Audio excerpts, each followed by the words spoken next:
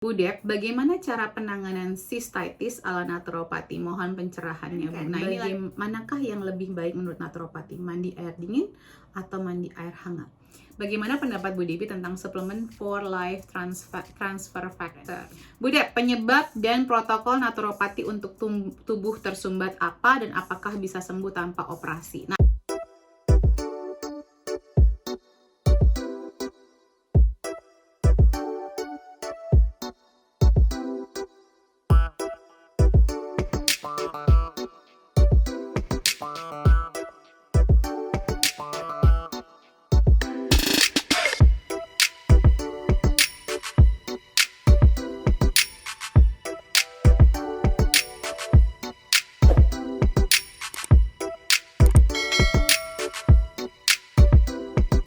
hai, kembali lagi bersama saya Debbie Jamari, your favorite naturopathic practitioner. Kembali dalam segmen Tanya Sehat Debbie. Saya lagi suka pakai wig ini. Ya, ini wig teman-teman ya.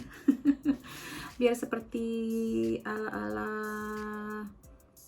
pramugari. Anyway, ini adalah segmen di mana teman-teman bisa bertanya apapun. Jadi teman-teman yang belum tahu tentang segmen ini, teman-teman bisa main ke Root of Life UK di Instagram. Lalu teman-teman bisa bertanya. Setiap weekend akan ada pertanyaan, ada box Q&A. Nanti saya akan jawab di sini. Ingat pertanyaannya, keep it simple, jangan jelaskan apa cemat. Itu namanya webinar teman-teman ya. Lebih spesifik, nanti kan saya jawab langsung. Kalau mintanya protokol panjang lebar, tergantung masalahnya. Saya akan jawab sesuai dengan pertanyaannya. Karena ada 10 pertanyaan setiap minggunya yang saya akan pilih, atau tim saya pilih, nanti saya jawab di sini. Jangan lupa untuk di-share, disebarkan apabila ini bermanfaat buat teman-teman, buat keluarganya, dan siapapun. Oke, support terus akun ini agar semakin membaik dan semakin bisa membantu teman-teman dan keluarga. Oke, kita mulai dari aura.dewifi. Bagaimana pendapat Bu Devi tentang suplemen for life transfer factor? Pendapat saya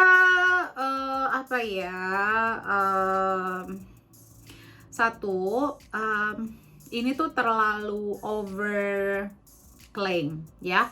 Overclaim maksudnya kayak aku tuh paling gak suka ya kalau di Indonesia itu, karena kita nggak terbiasa mengkonsumsi suplementasi kebanyakan. Entah itu karena nggak paham, entah itu karena banyak sekali yang nakut-nakutin makan suplemen bisa ini itu segala macam. Terus tiba-tiba ada satu suplemen, dan kadang suka gitu ya, selalu MLM ini tuh yang langsung kayak yang wah ini keren terus membawa influencer dengan iming-iming uang dan segala macam. Yang menjadi permasalahan aku adalah kandungan putih telurnya. Kandungan putih telurnya tinggi sekali, dan for your information, Indonesia itu tinggi angka alergi putih telur.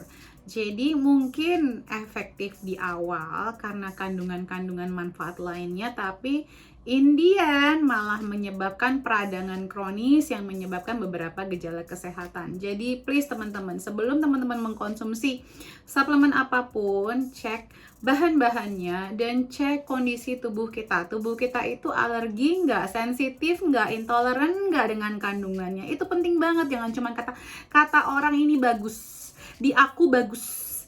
Karena belum tentu yang bagus di orang itu belum tentu bagus di kita.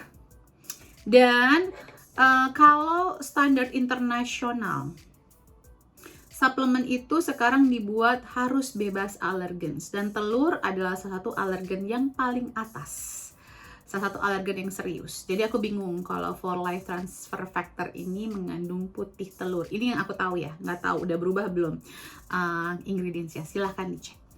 Oke, berikutnya, tapi ini bukan transfer life factor, bukan satu suplemen yang saya sarankan. Kalau mau suplemen itu tanya sama praktisi kesehatan. Berikutnya dari cokoto.brand. Budep, penyebab dan protokol naturopati untuk tubuh tersumbat apa dan apakah bisa sembuh tanpa operasi? Nah, ini dia. Ini kayak webinar, teman-teman. Penyebab dan protokol naturopati untuk tubuh tersumbat itu apa? Akan aku jawab, tapi gini ya. Aku akan bikin temen Cokoto ini untuk berpikir juga ya. Apa penyebab tubuh kita tersumbat? 1, banyak sekali racunnya. Sampahnya tidak rajin dikeluarkan. Jadi kalau teman-teman ikutin micro habit saya yang sedang saya ulang, jadi saya taruh di Instagram 2021 dari awal Januari sampai akhir Desember 2021. Terus saya ulang di channel YouTube ini per 5 hari, kalau nggak salah 3 hari, ada yang 5 hari. Atau juga di TikTok saya. Silakan ditonton ya. Jadi sampah itu kalau kita nggak buang air besar tiap hari, jadi hukumnya kalau naturopati itu buang air besar tiap hari itu wajib ya. Jadi kalau nggak buang air besar tiap hari ya sampahnya numpuk, plus air putihnya kurang, jadi detoksifikasinya nggak optimal, air putihnya kurang, gerak tubuhnya kurang olahraga, itu menyebabkan tersumbat juga. Terus kekentalan darah yang diakibatkan karena kurang minum air putih. Minum air putih dulu ya sambil nonton. Ayo. Yang dasar-dasar gini tuh harus jangan sampai nggak kena atau nggak dijalankan. Yang rugi kita sendiri. Dan kadang-kadang ya baik-baik aja kok, nggak minum banyak, baik-baik aja kok. Ya memang penyakit itu nggak akan terjadi dalam waktu cuma 1-2 tahun, tidak, minimal 5 tahun teman-teman. Coba aja nggak minum air putih optimal 5 tahun aja minimal. Nah lama-lama ada penyakit muncul deh, yang kondisinya tuh disebut dengan tubuhnya tersumbat. Nah kalau tersumbat ini juga berhubungan dengan lymphatic system tubuh kita. Paham ya nih Cokoto Brand kenapa aku nggak bisa menjawab semuanya? Nah ini kayak satu webinar sendiri. Jadi kalau mau belajar, I know saya memberikan, ini saya bukan jualan webinar loh, seriously. Tapi memang ini permasalahan serius. Kalau sampai dioperasi itu kan penyakit serius. Terus semuanya jawabannya cuma lewat yang gratis lewat YouTube.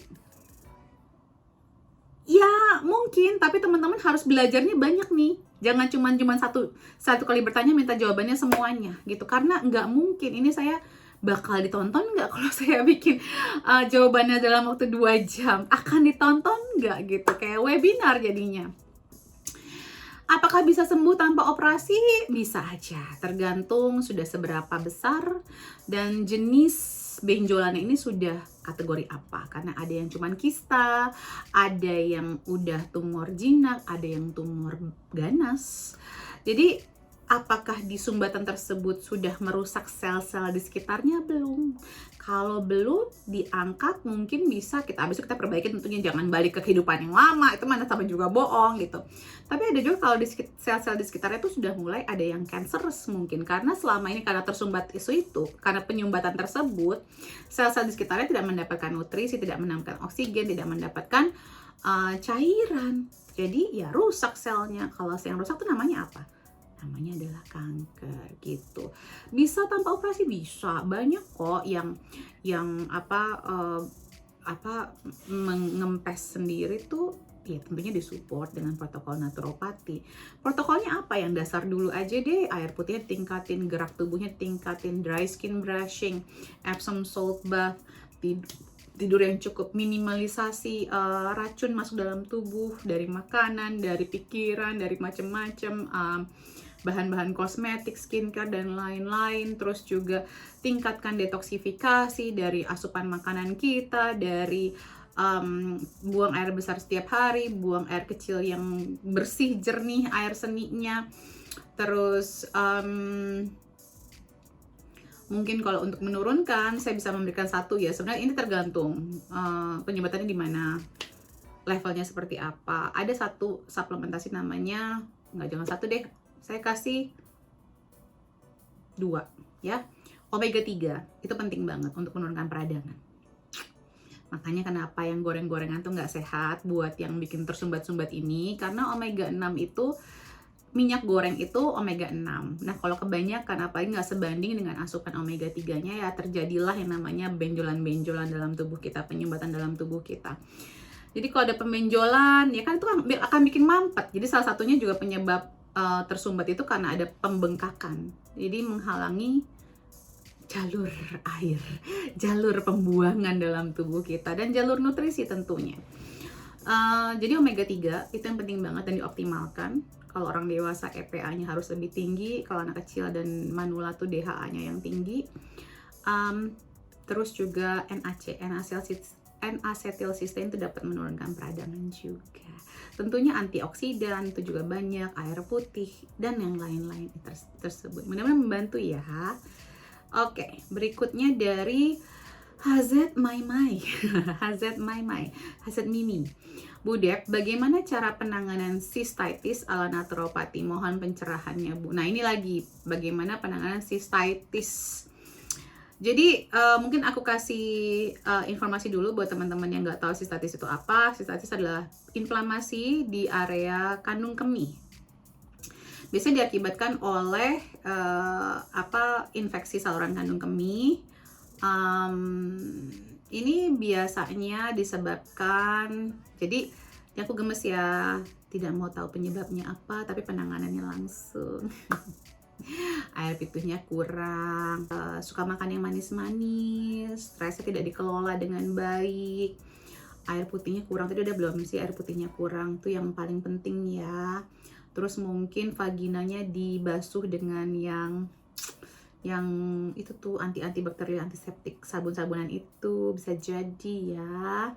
Terus juga mungkin pakai bukan membalut sih, tapi kayak itu tuh yang buat kayak membalut yang tipis itu, yang buat hari-hari itu ya, itu sebenarnya ada bleachnya, itu nggak bagus buat kita sebenarnya. Pola makan yang istilahnya disebut dengan acidic pH-nya, atau yang makanan jadi makanan kurang bernutrisi itu. Jadi kalau mau penanganannya ya itu dirubah dulu yang tadi saya sebutkan.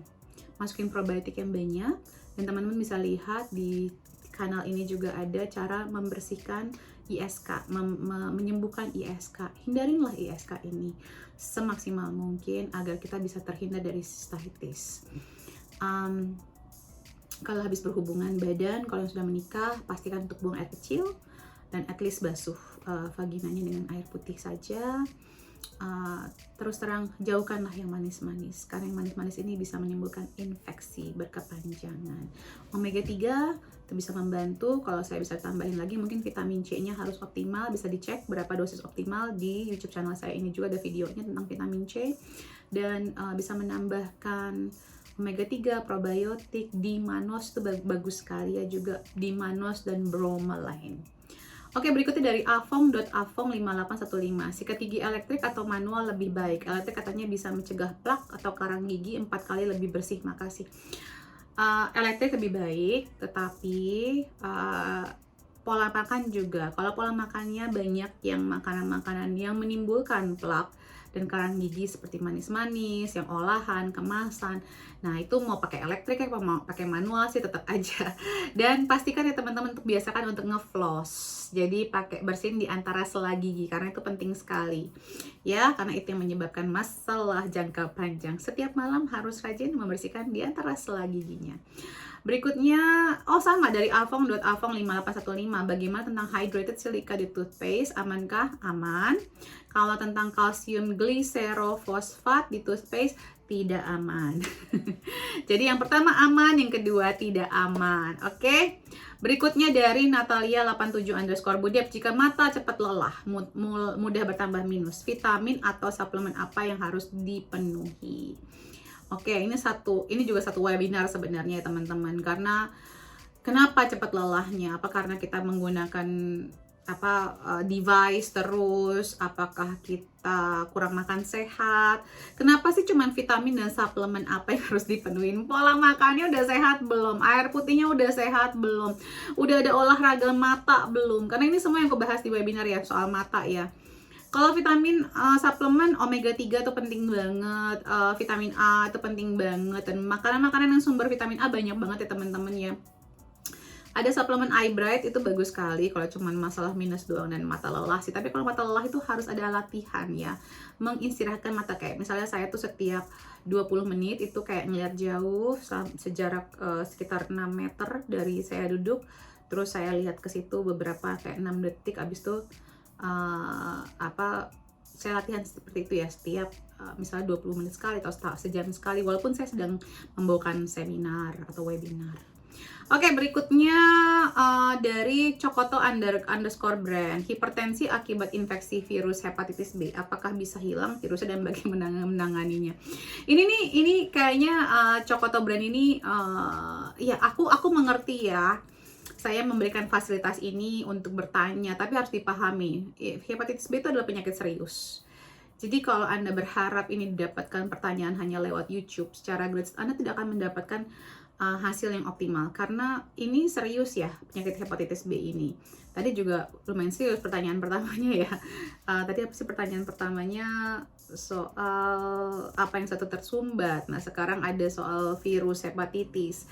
Ini kita harus menghargai namanya tubuh kita ya. Jangan berharap kita mendapatkan ini jawaban solusi penyakit serius hanya lewat YouTube, bertanya di YouTube seperti ini.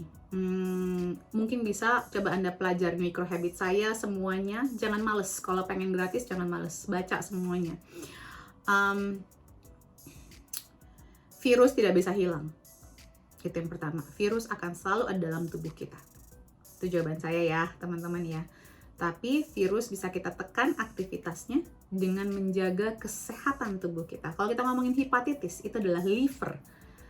Nah, seberapa besar pengetahuan kita soal menjaga liver kita tetap sehat, tidak memasukkan racun-racunan. Tadi sama sebenarnya penyakit ini mirip ya. Tadi pertanyaan pertama soal penyumbatan dan bisa nggak hilang tanpa operasi. Nah, sekarang liver itu adalah organ yang menyaring semua racun kita. Berarti selama ini kalau kita sampai kena hepatitis B, selama ini racun kita banyak dan kita ngonggokin di liver kita. Nah, sekarang sudah sampai pada titik ini sudah kena virusnya. Jadi virusnya tidak akan pernah hilang. Tidak bisa hilang. Jadi kita harus bisa menjaga tubuh kita sehat setiap saat, setiap hari. Nggak pakai ada kata libur. Jadi nggak ada istilah cheat nih kalau udah sampai di sini. Paham ya? Bagaimana menanganinya? Panjang penjelasannya, terlalu panjang. Satu webinar. Nanti kita bikin ya khusus untuk hepatitis mungkin ya, kalau memang ini dibutuhkan. Karena tidak cukup saya menjawabnya di sini. Serius, tadi yang pertanyaan pertama aja mungkin 1 jam sendiri. Ini pertanyaan kedua bisa panjang lagi.